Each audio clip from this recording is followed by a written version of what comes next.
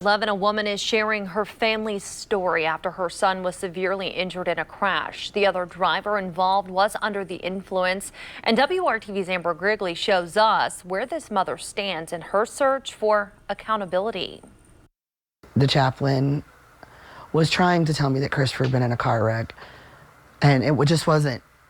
I wasn't all the way awake. I thought maybe he broke his leg, he broke his arm.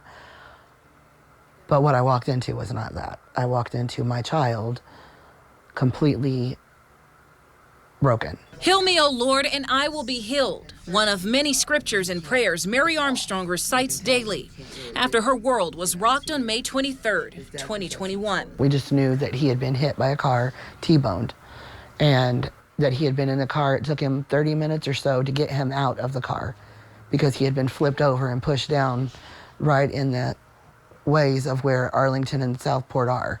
There's a ditch down in there, and he was stuck down in there. Her son, Christopher Nicolay, was 19 at the time of the accident.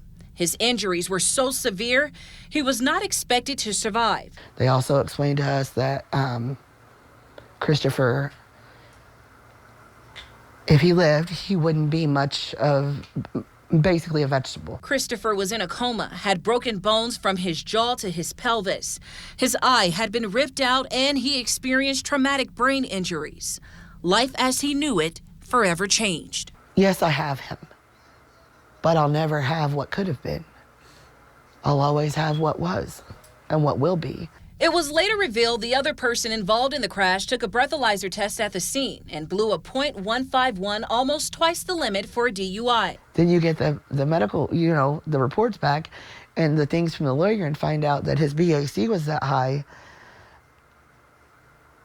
and that he's still out walking and drinking and driving, and the next mother may not be as lucky as I am. Now, according to IMPD, the cause of the accident or person at fault cannot be determined. IMPD cannot answer why a blood alcohol test was not done when the other driver was treated at the hospital, but says they could have been charged with the DUI if it had been. Armstrong says going through this opened her eyes to so much. Something needs to change, and because somebody didn't do the paperwork right or whatever, there's no justice for my son. Armstrong has been in contact with the prosecutor's office about her son's case.